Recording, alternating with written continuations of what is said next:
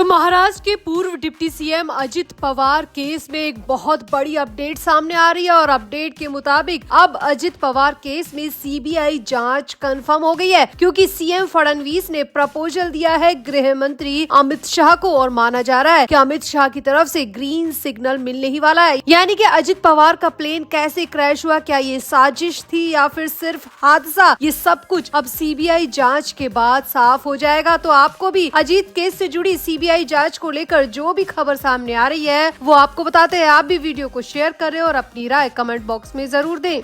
तो पुणे के बारामती में 28 जनवरी को हुए प्लेन क्रैश में महाराष्ट्र के डिप्टी सीएम अजित पवार की मौत हो गई थी। इस मामले में अब मुख्यमंत्री देवेंद्र फडणवीस ने केंद्रीय गृह मंत्री अमित शाह से सीबीआई जांच के आदेश देने का अनुरोध किया है। सीएम फडणवीस ने खुद एक प्रेस कॉन्फ्रेंस में कहा कि महायुति सरकार अजित पवार की प्लेन क्रैश में हुई मौतों से जुड़े सभी संदेह को दूर करना चाहती है। फडणवीस ने कहा कि मुझे बीजेपी की सहयोगी पार्टी एनसीपी से एयर क्रैश की सीबीआई जांच की मांग वाला लेटर मिला है और मैंने उस लेटर को गृह मंत्री अमित शाह को भेज दिया है। साथ ही साथ उनसे गुजारिश की है कि इस पूरे मामले की सीबीआई जांच करवाई जाए। सीएम फडणवीस ने कहा कि डीसीजीए और राज्य की सीआईडी टीम के साथ साथ अब सीबीआई जांच कराने का भी अनुरोध किया गया है और पूरी उम्मीद है कि गृह मंत्री की तरफ से इस पूरे मामले को हरी झंडी मिल जाएगी और अजित दादा की मौत कैसे हुई ये साफ हो जाएगा। फडणवीस ने आगे बताया कि डीसीजीए वीएसआर कंपनी का ऑडिट करा रहा है और उसकी सभी लॉग बुक चेक की जा रही है। हमें जांच रिपोर्ट का इंतजार करना होगा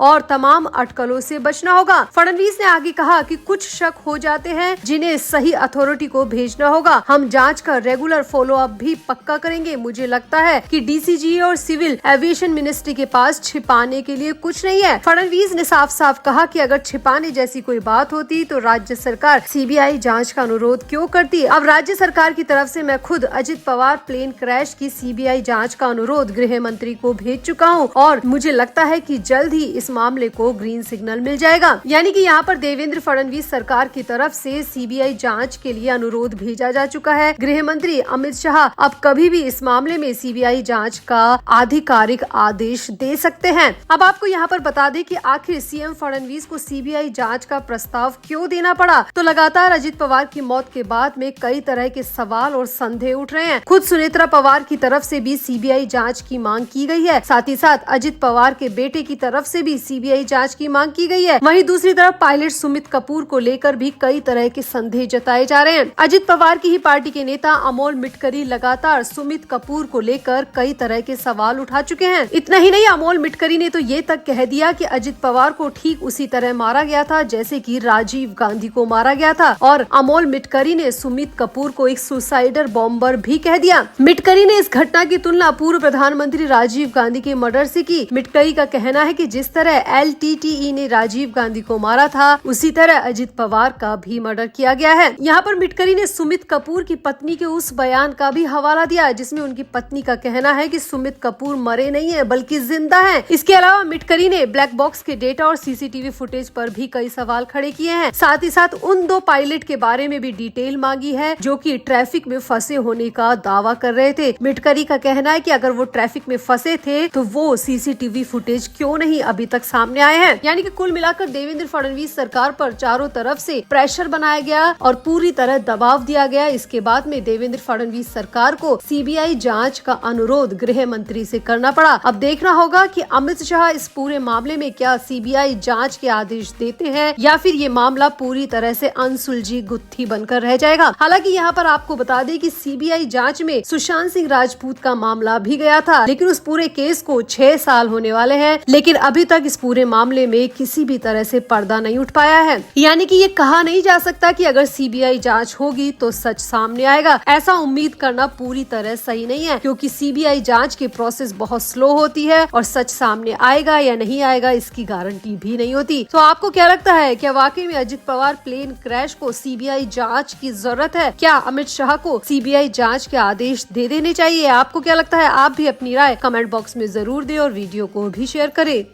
तो अजित पवार के निधन के बाद उनकी पार्टी एनसीपी में कई बड़े बदलाव हुए हैं। अजित पवार के बाद में सुनेत्रा पवार को डिप्टी सीएम बनाया गया है और अब पार्टी की कमान भी सुनेत्रा पवार के पास ही जाती दिख रही है। इसी को लेकर अब लगता है पार्टी के उन सभी नेताओं को दिक्कत होने लगी है जो कि सालों से अजित पवार के साथ काम कर रहे थे और वो कहीं ना कहीं डिजर्व करते थे पार्टी की कमान अपने हाथ में लेना। लेकिन अब सुनेत्रा पवार के पास पार्टी जा रही है तो लगता है कि इन नेताओं को दिक्कत होने लगी है और ये पार्टी के बड़े फैसलों में अपनी टांग अड़ाने लगे हैं और बगावत भी करने लगे हैं। दरअसल सुनील तटकरे ने हाल ही में एक ऐसा बयान दिया है जिसके बाद तो लगने लगा है कि सुनील तटकरे के मन में भी बहुत कुछ चल रहा है। सुनील तटकरे ने हाल ही में मीडिया से बात करते हुए कहा कि अगर किसी को वो विलेन लगते हैं तो उन्हें जो भी लगता है लगने दे, लेकिन उन्होंने जो भी किया है वो पार्टी के हित में किया है। सुनील तटकरे ने यहाँ पर साफ साफ कहा कि वो कई लोगों को विलेन लगते हैं। विलेन शब्द अपने आप में बहुत बड़ा होता है और सुनील तटकरे ने इस शब्द का खुद के लिए इस्तेमाल किया कि लोग उनके बारे में ऐसी छवि बना रहे हैं। तटकरे ने आगे कहा कि उन्होंने अपना कर्तव्य पूरी जिम्मेदारी से निभाया है। साथ ही साथ कहा कि शरद पवार के साथ मर्जर को लेकर भी उन्होंने हमेशा सही और स्पष्ट राय पार्टी के सामने रखी है, लेकिन लगता है कि उनकी ये सही और स्पष्ट राय, सही और स्पष्ट सोच उनको विलेन बनने के कगार पर लेके जा रही है, उनकी छवि को विलेन बना रही है। लेकिन सुनील तटकरे ने कहा कि मेरा यहाँ पर कोई भी लालच नहीं था, मैं सिर्फ पार्टी का हित चाहता था और जो भी सलाह सुझाव मैंने दिए वो पार्टी के हित में दिए। सुनील तटकरे ने यहाँ पर बड़ा खुलासा करते हुए कहा कि पार्टी के कुछ लोग चाहते हैं कि शरद पवार के साथ मर्जर कर दिया जाए और इसके पीछे सबसे बड़ी वजह अजित पवार की इच्छा को बताते हैं। लेकिन मैं यहाँ पर ये साफ साफ बता देना चाहता हूँ कि अभी हमारे पास किसी प्रकार का कोई औपचारिक प्रस्ताव आया ही नहीं है। यदि किसी को विलय करना है तो वो पहले हमें प्रस्ताव भेजेंगे, उस पर हम विचार करेंगे, फैसला करेंगे। लेकिन शरद पवार की पार्टी की तरफ से आज तक हमें मर्जर का कोई प्रस्ताव नहीं आया है। ये सिर्फ ढकोसलेबाजी है, मीडिया के सामने कुछ बयान दिए जा रहे हैं, लेकिन सच्चाई यही है कि विलय करने को लेकर आज तक शरद पवार की पार्टी की तरफ से उनके पास किसी भी तरह का औपचारिक प्रस्ताव आया ही नहीं है। यानी कि यहाँ पर तटकरे ने साफ कर दिया कि शरद पवार की पार्टी की तरफ से उनकी पार्टी को प्रस्ताव मिला ही नहीं और अगर प्रस्ताव मिला ही नहीं तो विलय की बात तो दूर दूर तक नहीं की जानी चाहिए। सुनील तटकरे ने कहा कि मैं अपनी पार्टी के नेताओं को यही समझाने की कोशिश कर रहा हूँ कि जब तक हमारे पास प्रपोजल नहीं आ जाता तब तक हम इस बात को कैसे कह दे कि शरद पवार की पार्टी हमसे विलय करना चाहती है। सुनील तटकरे ने यहाँ पर यह भी कहा कि खुद शरद पवार इतनी उम्र दराज है, लेकिन उन्होंने अजित पवार के जाने के बाद में ये बयान देकर सबसे ज्यादा तकलीफ अजित पवार को ही पहुंचाई है। उन्होंने ये कह दिया कि 12 फरवरी को अजित पवार खुद दोनों पार्टी के विलय का ऐलान करने वाले थे। सुनील तटकरे ने कहा कि ऐसा कुछ भी नहीं था, कभी भी नहीं था। मीटिंग्स की बात जबरदस्ती बयान में डाली गई है, ऐसा कुछ भी नहीं था। किसी भी तरह का ऐलान अजित पवार करने वाले ही नहीं थे। अब यहाँ पर सुनील तटकरे ने मर्जर की बात को साफ साफ इनकार कर दिया और कह दिया कि ना उन्हें प्रस्ताव मिला है और जो भी बयान अब तक दिए गए वो पूरी तरीके से फेक बयान थे, उनमें किसी भी तरह की सच्चाई नहीं थी। यहाँ पर सुनील तटकरे ने शरद पवार गुट के ही विधायक रोहित पवार को बड़ा समर्थन किया है। तटकरे ने कहा कि रोहित पवार अजित पवार के निधन पर जो भी बात कर रहे हैं, जो भी मुद्दे वो पहले उठा चुके हैं, जो भी प्रश्न वो उठा रहे हैं, उन सब का जवाब मिलना चाहिए क्योंकि उनके प्रश्न वाजिब है और उनके वाजिब प्रश्नों का जवाब हम भी चाहते हैं।